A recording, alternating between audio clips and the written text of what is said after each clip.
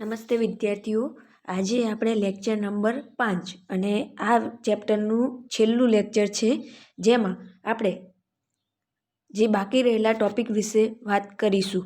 તો આગળના લેક્ચરમાં આપણે ડી વિભાગની ખાસિયતો જોઈ હતી અને એના જુદી જુદી લાક્ષણિકતાઓ વિશે અભ્યાસ કર્યો હતો. હવે પછીના આપણા ટોપિકમાં આપણે બાકી રહેલા વિભાગ વિશે વાત કરીશું. તો આપણો છે આંતર સંક્રાંતિ તત્વો એટલે કે એફ વિભાગના તત્વો. બરાબર, તો આપણે જોઈએ. તો આજનો આપણો ટોપિક શું છે? આંતર સંક્રાંતિ તત્વો, જેને એફ વિભાગ કહેવામાં આવે. હવે જુઓ, એફ વિભાગમાં જોશો તો કેટલી શ્રેણી છે? 2. જેના ઉપરથી એવું કહી શકાય કે એફ વિભાગ 2 શ્રેણી ધરાવે છે. એક લેન્થેનોઇડ્સ. બરાબર, કેમ એને લેન્થેનોઇડ્સ કહેવામાં આવે? તો એવું કહેવાય કે લેન્થેનમ પછીના જે 14 તત્વો છે આ શ્રેણીમાં ગોઠવાયેલા છે. બરાબર, આ 14 તત્વો છે. અને એક્ટિનોઇડ્સમાં કોના પછી? એક્ટિનિયમ પછીના 14 તત્વો ગોઠવાયેલા છે. એટલા માટે એને લેન્થેનોઇડ્સ અને એક્ટિનોઇડ્સ કહેવામાં આવે છે. બરાબર, હવે આપણે જોઈશું કે લેન્થેનમ એ લેન્થેનોઇડને બહુ જ મળતો આવે છે, જેથી લેન્થેનોઇડ્સની દરેક ચર્ચામાં લેન્થેનમને સમાવેશ કરવામાં આવે છે. બરાબર, ખરેખર એ ડી વિભાગનો છે, પરંતુ એ એફ વિભાગને મળતો આવે છે. આ તત્વોની સામાન્ય ઇલેક્ટ્રોન રચના એટલે કે આમની લેન્થેનાઇડ શ્રેણીની સામાન્ય ઇલેક્ટ્રોન રચના કઈ છે? Ln. બરાબર, આવી જ રીતે એક્ટિનોઇડ્સમાં કહીએ તો એના પણ એક્ટિનિયમ પછીના જે 14 તત્વો હતા અને એની સાથે એક્ટિનિયમ શું મળી આવે છે, જેથી એક્ટિનિયમનો પણ સમાવેશ કરવામાં આવ્યો છે. બરાબર, આ તત્વો માત્ર એક જ ઓક્સિડેશન અવસ્થાઓ ધરાવે છે. બરાબર, અને તેમનું રસાયણ વિજ્ઞાનમાં આ સમાન ગુણધર્મોવાળા તત્વો તથા તેમના કદ અને કેન્દ્રીય વીજભારમાં થતા ખૂબ જ ઓછા ફેરફારની અસરથી ઉત્તમ તક પૂરી પાડે, જેથી આ રસપ્રદ ટોપિક બની ગયો છે. બીજું કહેવાય કે એક્ટિનોઇડ્સ રસાયણ વિજ્ઞાનમાં ઘણું વધારે જટિલ છે. અને એ જટિલતાનું કારણ શું છે? તો કે આ તત્વોની ઓક્સિડેશન અવસ્થાઓ, વિસ્તૃત વિસ્તાર. અને બીજું કારણ શું છે? તો યાદ રાખો કે એક્ટિનિયમ શ્રેણીના બધા જ તત્વો કેવા? રેડિયો સક્રિય છે.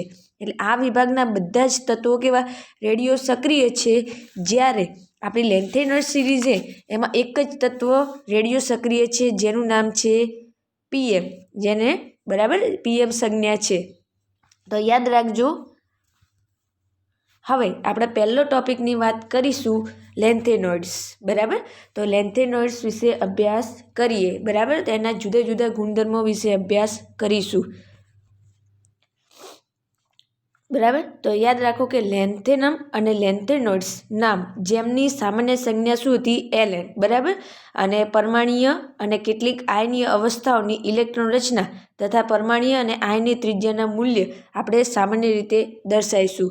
તો પહેલું છે એની ઇલેક્ટ્રોન રચના. બરાબર, તો એવું જોવા મળે કે આ તત્વ પરમાણુની ઇલેક્ટ્રોન રચના કેવી? 6s2 એ બધા જ તત્વોમાં કેવી છે? સમાન. જ્યારે 4s કક્ષકમાં ઇલેક્ટ્રોન ભરાય છે. કેમ? તો હવે જુઓ, આને આંતર સંક્રાંતિ કેમ કહેવામાં આવે? કારણ કે અંદરની કક્ષામાં ઇલેક્ટ્રોન ભરાય છે એટલા માટે. જો કે ત્રિધન આયનો એ કેવા હોય છે? બધામાં સ્થાયી હોય છે. બરાબર, તો એમની ઇલેક્ટ્રોન રચના જોઈએ તો બધા જ લેન્થેનમ તત્વ કેવી? સ્થાયી ઓક્સિડેશન અવસ્થા ધરાવે. અને એવું કહેવાય કે બધાની ઓક્સિડેશન અવસ્થા +3 છે, ખાલી એક તત્વ છોડી. અને એ તત્વનું નામ શું છે? તો તમે પેજ નંબર 239 ઉપર જોશો તો લખેલું છે 8.10 કરીને લખેલું કે લેન્થેનોઇડ શ્રેણીના એક સભ્યનું નામ આપો કે જે +4 ઓક્સિડેશન અવસ્થા માટે સુપ્રસિદ્ધ છે. તો એ કોણ છે? સીરિયમ, જેનો પરમાણુ ક્રમાંક છે 58. બરાબર, હવે જોઈએ એમનો પરમાણ્વીય કદ અને આયનીય કદ. બરાબર, તો લેન્થેનમથી લ્યુટેશિયમ સુધી પરમાણ્વીય અને આયનીય ત્રિજ્યામાં થતો ફેરફાર એકંદર શું છે? ઘટાડો. અને જેને આપણે લેન્થેનાઇડ સંકોચન કહીએ છીએ. હવે લેન્થેનાઇડ રસાયણ વિજ્ઞાનમાં એક કેવું અદ્વિતીય લક્ષણ છે કે તૃતીય સંક્રાંતિ શ્રેણીના તત્વો રસાયણ વિજ્ઞાન પર દૂરગામી અસર કરે છે. બરાબર, અને જેથી પરમાણ્વીય ત્રિજ્યામાં થતો ઘટાડો એ એમના ઉપર આધાર રાખે છે અને એ નિયમિત રહેતો નથી. બરાબર, અને એવું કહેવાય તેને લેન્થેનાઇડ સંકોચન તરીકે ઓળખવામાં આવે છે. તો આપણે થોડી લેન્થેનાઇડ સંકોચન વિશે અભ્યાસ કરીએ. બરાબર, તો જોઈએ કે આવર્ત કોષ્ટકમાં કોઈ પણ આવર્તના તત્વો કે જેમ લેન્થેનાઇઝ શ્રેણીના તત્વો સીરિયમથી લ્યુટેશિયમ તરફ પરમાણ્વીય ત્રિજ્યા અને આયનની ત્રિજ્યામાં શું થાય? ઘટાડો થાય. આ યાદ રાખવાનું. તો તમે આમાં જોઈ શકો છો ગ્રાફમાં શું થાય છે? ઘટતી જાય છે. આ શ્રેણીના તત્વોના પરમાણુ ક્રમ વધે સાથે નવા ઇલેક્ટ્રોનો શું થાય? ઉમેરો, જેથી n બરાબર 6 ને બદલે 4s કક્ષકમાં n બરાબર શું થઈ જાય? 4, અને જેથી કેન્દ્ર તરફ વીજભારમાં શું થાય? વધારો. અને કેન્દ્ર તરફ વીજભારમાં વધારો થવાથી જેના લીધે શું થશે કે આકર્ષણ થશે. હવે કોઈ પણ વસ્તુ કેન્દ્ર જ્યારે આજુબાજુના ઇલેક્ટ્રોનને ખેંચે ત્યારે એ કક્ષકનું જે ત્રિજ્યા હોય કેવી થતી જાય? નાની થતી જાય. જેમ કે તમે સમજી શકો છો કે આપણે કોઈ મધ્યમાં ઊભું હોય વ્યક્તિ, એ આજુબાજુની હરોળ હોય એને ખેંચે તો હંમેશા કદમાં શું થાય? ઘટાડો થાય. અને જેને આપણે લેન્થેનોઇડ સંકોચન કહીએ. તો યાદ રાખવાનું કે આમાં શું થઈ જાય કે બહારની કક્ષકના બદલે અંદરની કક્ષકમાં ઇલેક્ટ્રોન વધી જાય, જેના લીધે જેમ જેમ ઇલેક્ટ્રોન વધતા જાય તેમ તેમ તેમનું કદ નાનું થતું જાય. અને એના ઉપર કોણ અસર કરે? તો આપણી દ્વિતીય અને તૃતીય સંક્રાંતિ શ્રેણી. બરાબર, દ્વિતીય અને તૃતીય સંક્રાંતિ શ્રેણી કે જે લેન્થેનાઇઝ સંકોચનની લેન્થેનાઇઝ શ્રેણીના પછીના તત્વોની શું જોવા મળે? ત્રિજ્યાની અસર. અને જેના લીધે લેન્થેનાઇઝ શ્રેણી પછીની તૃતીય સંક્રાંતિ શ્રેણીના તત્વો અને પરમાણ્વીય ત્રિજ્યા આ શ્રેણીની અગાઉ દ્વિતીય સંક્રાંતિ શ્રેણીના તત્વોની ત્રિજ્યા જેટલી થઈ જાય છે. તો આને કહેવાય છે લેન્થેનોઇડ સંકોચન. તો આ તમારે ખાસ યાદ રાખવાનું છે. બરાબર. હવે જુઓ બીજું કે લેન્થેનોઇડ શ્રેણીના સંકોચનની સંચય અસર લેન્થેનોઇડ સંકોચન તરીકે આપણે વાત કરીએ. અને જેના લીધે તૃતીય સંક્રાંતિ શ્રેણીના તત્વોની ત્રિજ્યા બીજા સંક્રાંતિની અનુવર્તી તત્વોની ત્રિજ્યાની કેવી હોય? સમાન. કઈ રીતે? તો ઝિર્કોનિયમની 160 છે. બરાબર. એ જ રીતે HFની કેટલી થશે? 159 એટલે 159. એટલે બંનેની કેવી થઈ જાય? સમાન. બરાબર. તમે અહીંયા જોઈ શકો છો. હવે ઘણી જગ્યાએ ઝિર્કોનિયમ કેટલી 145ની જગ્યાએ 160 લખેલી હોય અને આમાં 144ની જગ્યાએ 159 લખેલી. તો આપણે ચોપડીમાં હોય એ યાદ રાખવાની. આ તો મેં ખાલી કોઠો લીધો છે. બરાબર. તમારે આ વસ્તુ તમારે બુકમાં હોય એ રીતે જ તૈયાર કરવાની રહેશે. બરાબર. જેથી આ તત્વોને અલગ પાડવા માટે આપણને શું થાય? મુશ્કેલી, કે તમે જલ્દીથી એને અલગ પાડી શકો નહીં. તો આ બધાની જે ત્રિજ્યા સમાન હોવાથી હવે એમને કઈ રીતે અલગ પાડીશું? તો એના માટેની કેટલીક રાસાયણિક પ્રતિક્રિયાત્મક કરવામાં આવે, પણ એ પછી જોઈશું. પહેલાં એમની જોઈ લઈએ ઓક્સિડેશન અવસ્થાઓ. તો જુઓ 57 પછી ડાયરેક્ટ 71 સુધી, એટલે ટોટલ 15 તત્વો આમાં છે, લેન્થેનમથી લઈને લ્યુટેશિયમ સુધી. અને જુઓ તમે એની ઇલેક્ટ્રોન રચના ઓક્સિડેશન જુદા જુદા આંક તરીકે આપેલી, પરંતુ એનો સ્થાયી ઓક્સિડેશન આંક કયો છે? +3. ખાલી એક જ તત્વ છે કે જેનો +4 છે. બરાબર. અને બીજું આમાં યાદ રાખવાનું છે કે ઇલેક્ટ્રોન રચના જ્યારે તમે અભ્યાસ કરો ત્યારે કયું લઈશું આપણે? Ce એટલે સીરિયમ, પછી Gd એટલે ગેડોલિયમ, અને Lu એટલે લ્યુટેશિયમ જેવા લેન્થેનોઇડ્સની ઇલેક્ટ્રોન રચનામાં ઇલેક્ટ્રોન 5d કક્ષકમાં શું છે? ભરાયેલા. બરાબર. અને બીજું કે Gdમાં 4f7 જેવી અર્ધપૂર્ણ ભરાયેલી કક્ષકને કારણે એ સ્થાયીતા પ્રાપ્ત માટે નવો ઉમેરાતો ઇલેક્ટ્રોન એ ક્યાં જતો રહે? 5d કક્ષકમાં. બરાબર. અને એલ્યુમમાં 4f કક્ષક પૂર્ણ ભરાયેલી હોવાથી નવો ઉમેરાતો ઇલેક્ટ્રોન ક્યાં જાય છે? 5dમાં. જેથી સિરેનિયમમાં ઇલેક્ટ્રોન 5d કક્ષકમાં ભરાવો હાલ શું છે? એક અપવાદ. બરાબર, સ્વીકારવામાં આવેલો છે. અને Pm એટલે આપણે એને શું કહીશું? પ્રોમિથિયમ. એ રેડિયો સક્રિય તત્વ છે. એટલે લેન્થેનાઇઝ શ્રેણીમાં એક જ રેડિયો સક્રિય તત્વ હાજર છે. આ ખાસ યાદ રાખવાનું. હવે જોઈએ એમની સામાન્ય લાક્ષણિકતાઓ. બરાબર. તો આપણે લેન્થેનોઇડ્સની સામાન્ય લાક્ષણિકતા જોઈએ તો એવું કહેવાય કે બધા જ લેન્થેનોઇડ્સ એ ચાંદી જેવી કેવી સફળ નરમ ધાતુઓ છે અને હવામાં ઝડપથી શું બની જાય છે? નિસ્તેજ બને છે. અને પરમાણ્વીય ક્રમાંક વધવાની સાથે એમનામાં કઠિનતા શું થાય? વધારે. અને સિરેનિયમ સ્ટીલ જેવી કઠિન હોય છે. બરાબર. આ ખાસ યાદ રાખવાનું. પછી તેમના ગલનબિંદુનો વિસ્તાર કેટલો હોય? 1000 થી 1200 કેલ્વિન વચ્ચેનો છે. પરંતુ સમેરિયમ એ કેટલો ધરાવે છે? 1623 કેલ્વિન તાપમાને પીગળે. બરાબર. અને તેઓ વિશિષ્ટ ધાત્વીય બંધારણ ધરાવે. પછી તેઓ ઉષ્મા અને વિદ્યુતના કેવા છે? સુવાહક. પછી Eu અને Yb એ ક્યારેક ક્યારેક Sm અને TS સિવાયના માટે ઘનતા અને અન્ય ગુણધર્મો સરળતાથી બદલી નાખે છે. એટલે એમના વચ્ચેનો તફાવત કેવો છે? ખૂબ જ ઓછો. બરાબર. હવે બીજું કે લેન્થેનોઇડ્સ એ ત્રિસંયોજક છે, એટલા માટે એમને શું કહેવામાં આવશે? LnOH3, કે જ્યારે એમને પાણીમાં ઓગાળવામાં આવે અથવા તો ઘન અવસ્થામાં હોય ત્યારે એ કેવા દેખાય છે? રંગીન. કઈ અવસ્થામાં? ત્રિસંયોજક અવસ્થામાં. બરાબર. અને એ કોના આધારે જોવા મળે છે? ઇલેક્ટ્રોનની હાજરીના કારણે. અને બીજું કે જે La+3 અને Lu+3 રંગ ધરાવતા નથી, બાકી બધા આયનો કેવા ધરાવે છે? રંગ. બરાબર. પરંતુ એમને શું હોય કે એમનો ઉત્તેજન પટ હોય એ ખૂબ જ ઓછો હોય. કેવો હોય છે? ઓછો. જેનાથી વધુ તફાવત તરંગ લંબાઈમાં જોવા મળતો નથી, જેટલી ડી વિભાગમાં જોવા મળે તેટલો.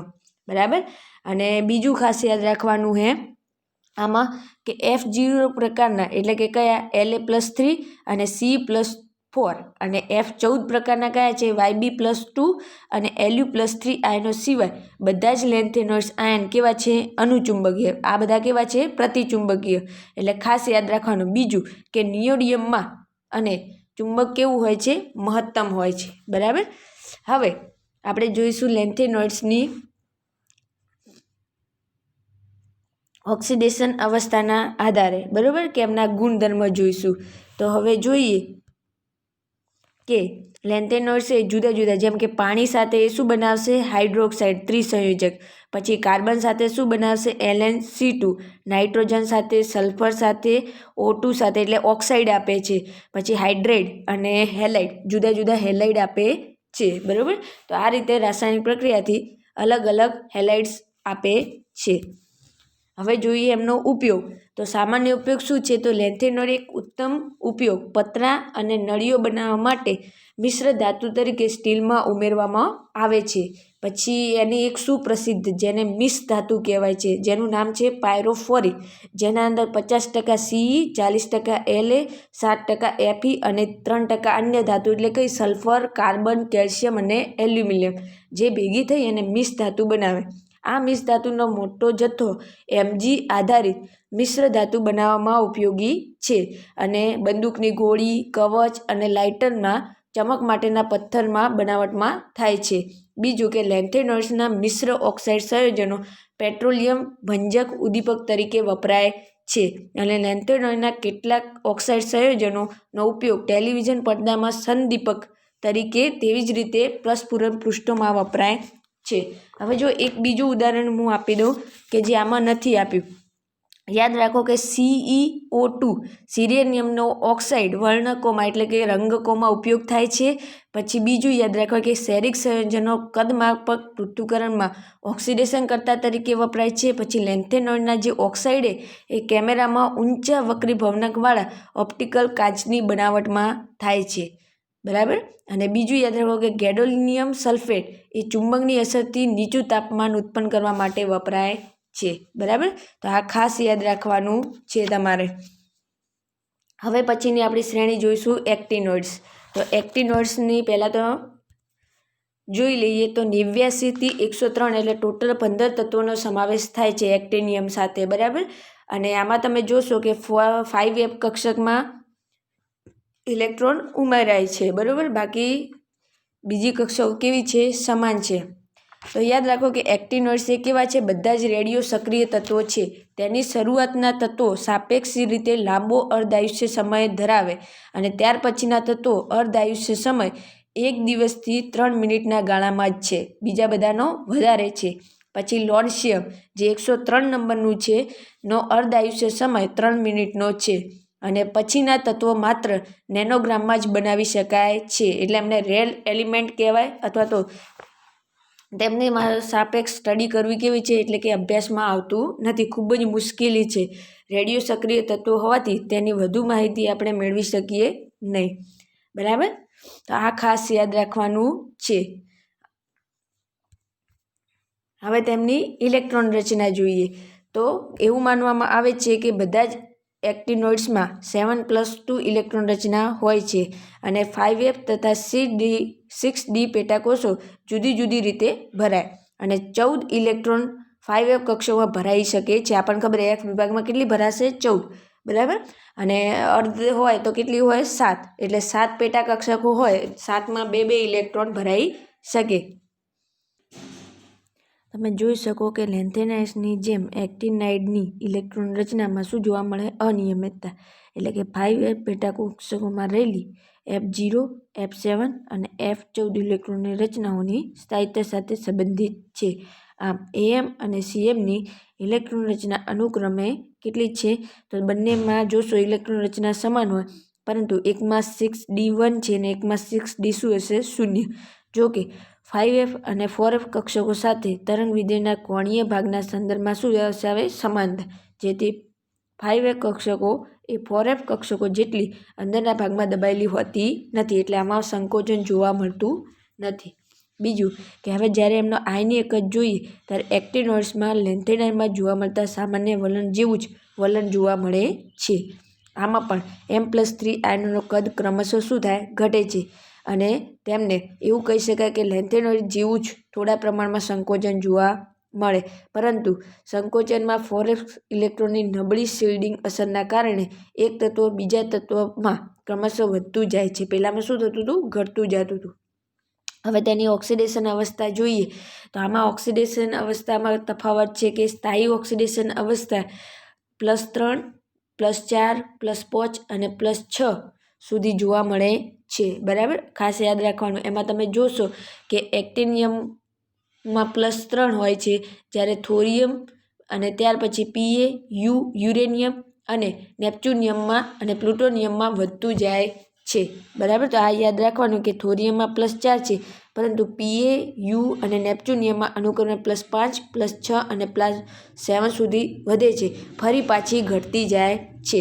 બરાબર, તો એવું કહેવાય છે કે અનિયમિતતાની ભિન્નતાના લીધે ઓક્સિડેશન અવસ્થાઓમાં આ તત્વોની રાસાયણિક વિજ્ઞાનમાં સમીક્ષા કરવી સંતોષકારક નથી. બરાબર, હવે જો તમે જોઈ શકો કે એની ઓક્સિડેશન અવસ્થા નેપ્ચ્યુનિયમ અને પ્લુટોનિયમ સુધી વધતી જાય, પાછી શું થાય? ઘટતી જાય. બરાબર, હવે બંને શ્રેણીની સરખામણી કરીએ તો એવું કહેવાય છે કે બધા જ એક્ટિનોઇડ્સ ચાંદી જેવા દેખાય અને લેન્થેનોઇડ કરતાં એક્ટિનોઇડ્સની ધાત્વિય ત્રિજ્યામાં વધુ અનિયમિતતા જોવા મળે છે. બરાબર, અને એક્ટિનોઇડ્સના બંધારણમાં પણ શું જોવા મળે છે? વિવિધતા.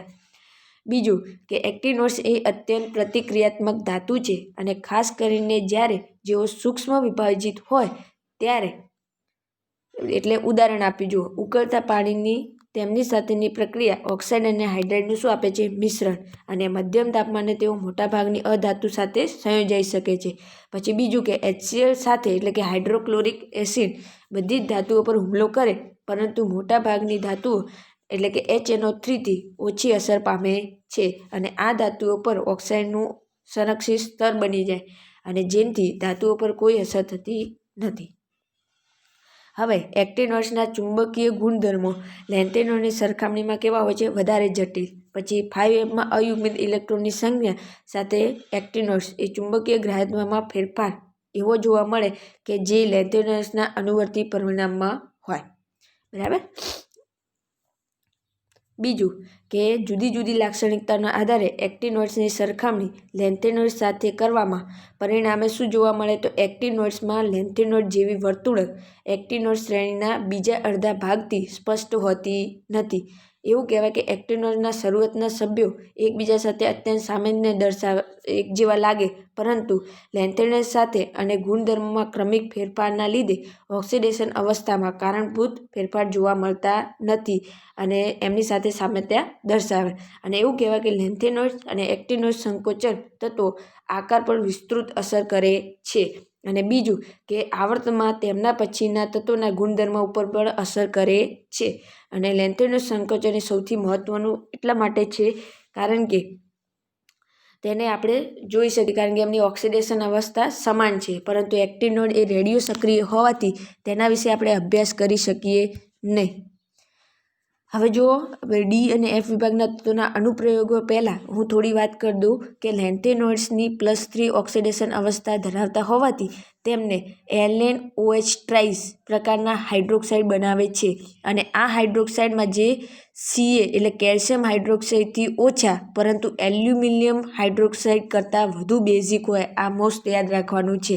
એટલે કે કેલ્શિયમ કાર્બોનેટ અને નાઇટ્રેટ કરતાં આ તત્વો કાર્બોનેટ અને નાઇટ્રેટનું ગરમીથી અને તેના ઓક્સાઇડથી જલ્દીથી વિઘટન થાય છે. આ યાદ રાખવાનું. એટલે જેમ જેમ ઉપરથી નીચે જઈએ તેમ તેમ એમના કદમાં ઘટાડો થશે, તેમ તેમ બેઝિકતામાં ઘટાડો થશે. બરાબર, આ ખાસ યાદ રાખવાનું. એટલે Ceથી Lu તરફ જઈએ તેમ તેમ બેઝિકતામાં ઘટાડો થાય છે.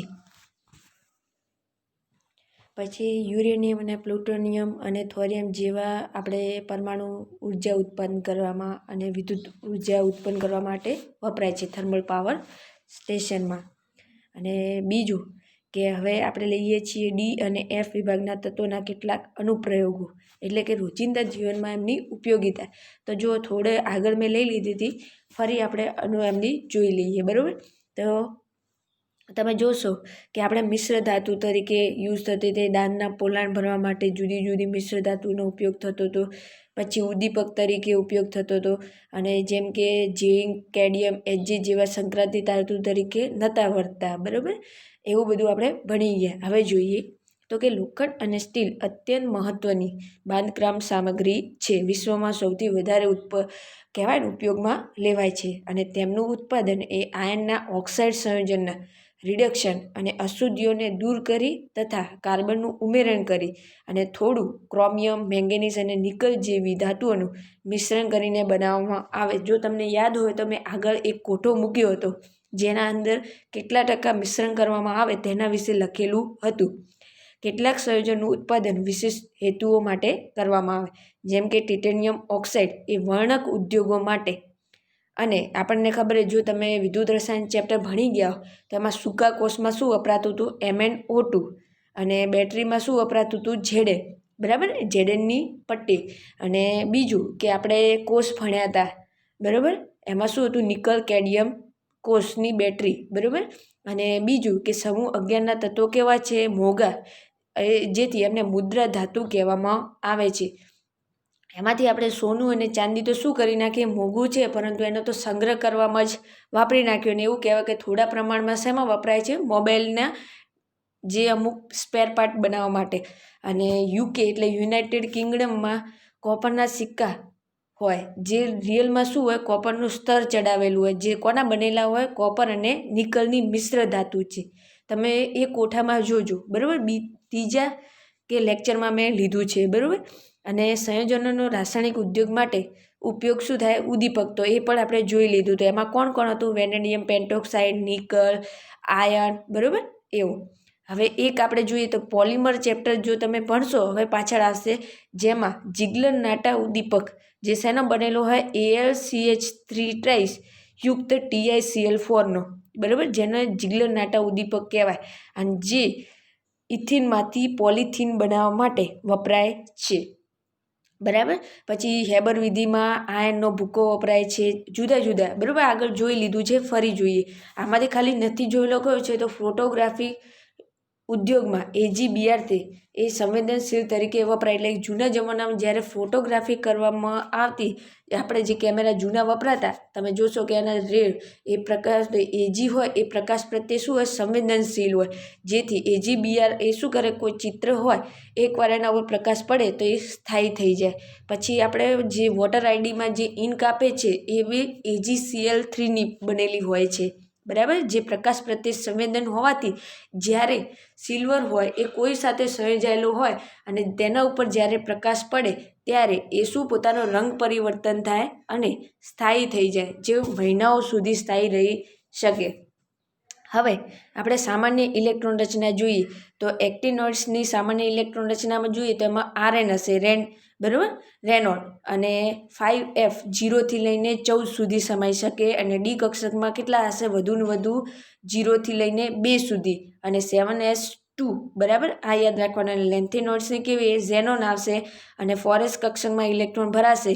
5D કક્ષકમાં કેટલો, કોઈ તો 0 હશે, કોઈ તો 1 હશે અને 6s2માં 2 ઇલેક્ટ્રોન સમાયેલા હશે. તો આ એમની સામાન્ય ઇલેક્ટ્રોન રચના આપેલી છે. બરાબર, તો આજે આપણો અહીં ચેપ્ટર સમાપ્ત થાય છે. મને આશા છે કે તમને આ ચેપ્ટરમાં સમજણ પડી હશે. જો તમને કોઈ પ્રશ્ન હોય તો તમે પૂછી શકો છો અને તમારા કોઈ પણ પ્રશ્નનો જવાબ હું ગમે ત્યારે આપીશ. Thank you.